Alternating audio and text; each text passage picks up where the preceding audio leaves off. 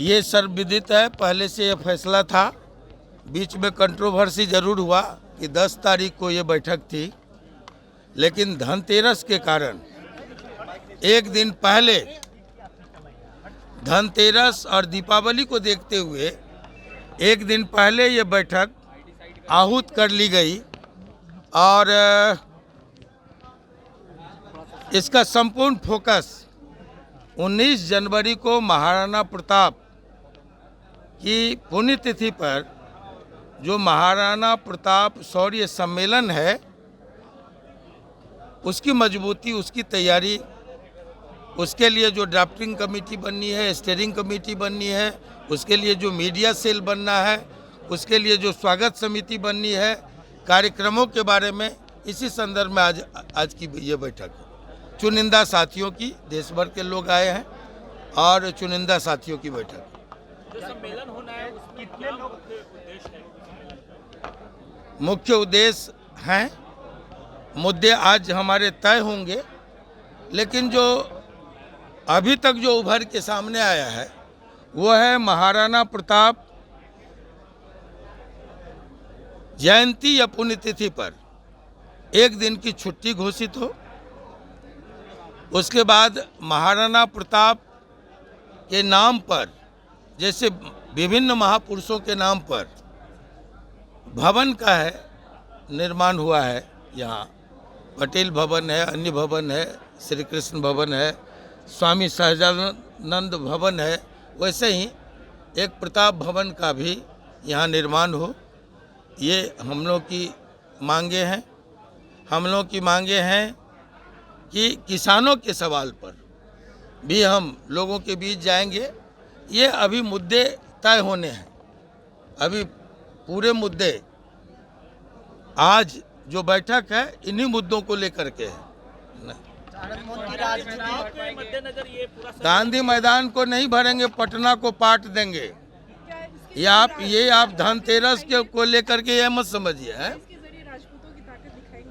राजपूतों की ताकत तो दिखेगी। हमारे जितने समर्थक जो मुसीबत के दिनों में हमारे साथ खड़े रहे वो सभी आए हैं आज ना।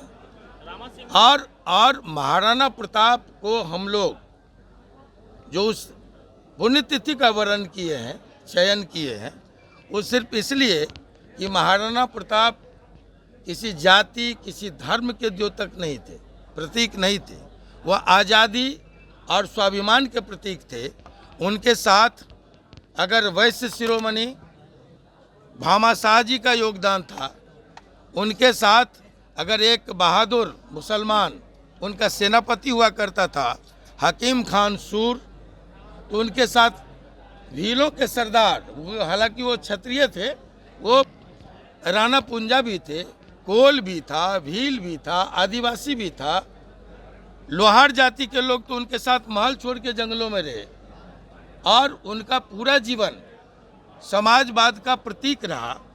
समता और समाजवाद हम लोग किताबों में पढ़ते हैं, लेकिन समता और समाजवाद का अगर कोई जीता जागता उदाहरण है तो महाराणा प्रताप हैं, जिनकी अपने 3-3 किले थे, महले थे, लेकिन 3-3 किलों में वो 3 माह भी राज तिलक के बाद सोए नहीं, आराम नहीं किए, जनता के साथ वन भटके, जंगलों की खाक छाने, घास की रोटी खाना पसंद किए, लेकिन कभी आज़ादी और स्वाभिमान के साथ घोषणा होगी गांधी मैदान से? नहीं, देखिए पार्टी वो नहीं, हम देखिए आप इस तरह से घुमाइए मत।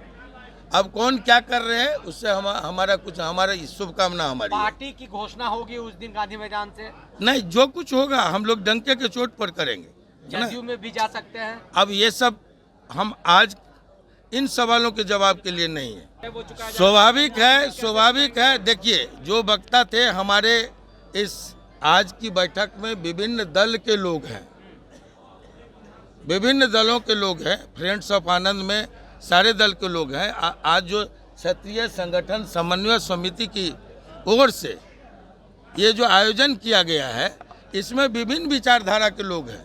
लेकिन एक बात है कि राजपूत अगर अपमान का हिसाब करता है तो तो एहसान भी सूद समेत चुकता करता है। आनंद मोहन को लगता है कि नीतीश कुमार का कर्ज है, कैसे चुकाएंगे आनंद मोहन? अब इस सारी बात को क्यों, अब सारा कुछ सामने आएगा एक एक करके चोरी। उस दिन के मन हाँ से चल, तय हो जाए कि आनंद मोहन की आगे की रणनीति क्या है, किशोर क्या करेंगे, फैसला ले सकते हैं, ये माना जाए। 2024 में कैंडिडेट भी उतारेंगे लोकसभा अब चुनाव। ये सब आगामी गोल गोल रात- बात मत कीजिए।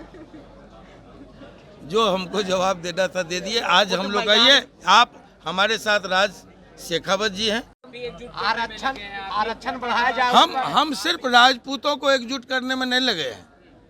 हमने कहा कि मुसीबत के दिनों में जिन लोगों ने भी साथ दिया वो सारे लोग महाराणा प्रताप की तरह जो जनता के सवाल हैं, जन सवाल हैं, उन सवालों को लेकर हम पूरे देश के लोगों को एकजुट कर रहे हैं। स्वाभाविक है कि जब हम क्षत्रिय हैं तो क्षत्रिय हमारे साथ हैं। आरक्षण दोनों सदन से पास कर दिया गया, आरक्षण जी। का दायरा बढ़ाने के लिए। वो आप बात कीजिए न इनसे।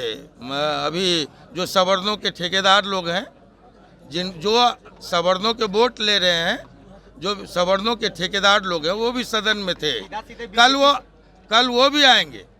आप कहिए कि उन लोगों को ब्राह्मण महासभा विरोध करे, यादव महासभा विरोध करे, अन्य जो जातियों के संगठन हैं वो लोग विरोध करें, और जब सारी जातियों के लोग विरोध करेंगे सवर्ण समाज के, तब आएगा क्षत्रिय समाज के पास।